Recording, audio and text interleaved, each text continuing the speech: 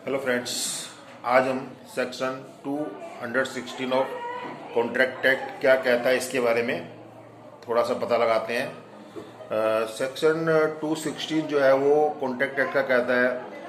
कि मान लो अगर कोई प्रिंसिपल है उसने अपने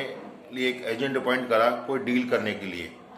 ठीक है, उसने जो अपॉइंट किया था कि भी मेरे लिए कोई डील करो, लेकिन जब एजेंट उस डील को करने जाता है एजेंट प्रिंसिपल के लिए, तो वो डील एजेंट जो है प्रिंसिपल के लिए ना करके अपने लिए कर लेता है। हो सकता है कि प्रिंसिपल को जो एजेंट है उसको ये लगता है कि ये डील के अंदर मेरा कुछ फ़ायदा हो जाएगा,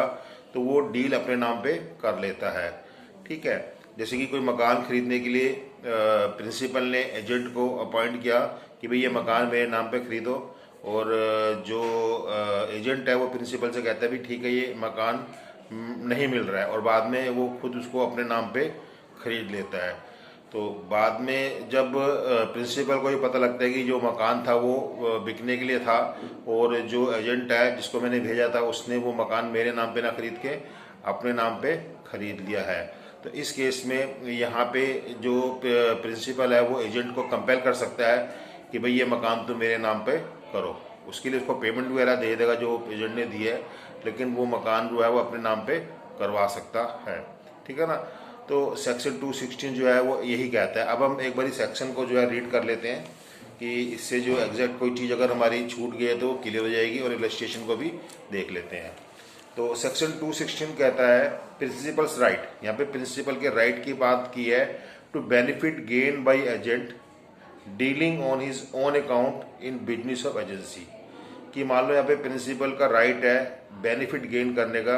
जो एजेंट ने डील करी और जो भी बेनिफिट था वो अपने पर्पस के लिए यूज कर लिया जो कि प्रिंसिपल के पर्पस के लिए था। अब यहाँ पे ये सेक्शन क्या कहता है आगे डिटेल में, if an agent without the knowledge of his principal deal in the business of agency on his own account instead of on the account of his principal. मतलब कि जो एजेंट है वो विदाउट नॉलेज ऑफ प्रिंसिपल के, जो उसका principal था, जो उसका ओनर था, जो मालिक था,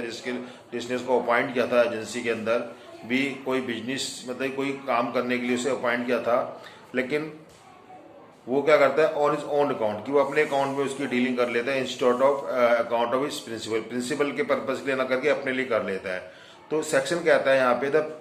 principal is entitle to claim from the agent, कि प्रिंसिपल को यहाँ पे एक एंटाइटलमेंट है, अधिकार है to claim from the agent, कि एजेंट से वो क्लेम कर सकता है any benefit which may have resulted to him from the transaction, कि उस ट्रांजेक्शन से अगर कुछ भी बेनिफिट जो है एजेंट को मिल रहा है तो वो जो बेनिफिट है वो जो एजेंट है वो क्लेम करने के लिए, जो प्रिंसिपल है वो क्लेम करने के लिए एंटाइटल है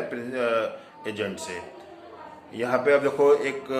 हमारी एक इलस्ट्रेशन भी दे रखी है कि ए जो है ए डायरेक्ट करता है बी को, जो कि बी उसका एजेंट है, ए का, ए प्रिंसिपल है, to buy a certain house, कि ए कहता है बी से कि मेरे लिए कि तुम पर्टिकुलर घर जाके खरीद लो। B tells A it can not be board, बाद में बी कहता है शायद उसने कुछ इंक्वायरी की होगी ये जो घर है वो नहीं खरीदा जा सकता, and by the house for himself, और जो वो घर होता है वो अपने लिए खरीद लेता है बाद में, लेकिन प्रिंसिपल को कहता है कि ये घर हम नहीं खरीद सकते। A may on discovering that B has board the house, अब बाद में ए पता लगाता है तो उसे पता लगता है कि जो घर है वो एजेंट ने अपने लिए खरीद लिया। ठीक है ना। Compel him to sell it to A मतलब प्रिंसिपल, की जो प्रिंसिपल है अब वो उस एजेंट को कंपेल कर सकता है, बी को कंपेल कर सकता है कि भाई ये घर तुम मेरे को बेचो at the price he gave for it, कि जो प्राइस तुमने दिया है एजेंट से कहता है कि जिस प्राइस पे तुमने खरीदा है अभी उसी प्राइस पे आप मुझे बेचो। हो सकता है कि जो हाउस है वो उसने सस्ते रेट पे खरीद लिया हो, जो डील थी वो अच्छे रेट पे हो गई हो, और वो आगे बेनिफिट के लिए हो घर जो कि एजेंट ने खरीदा था, इसीलिए बाद में जो प्रिंसिपल है वो उस हाउस को अपने नाम पे बेचने के लिए कह सकता है, प्रिंसिपल को कंपेल कर सकता है। तो ये सेक्शन जो है अगर मान लो कोर्ट में मैटर जाता है और ये चीज़ें प्रूव होती हैं तो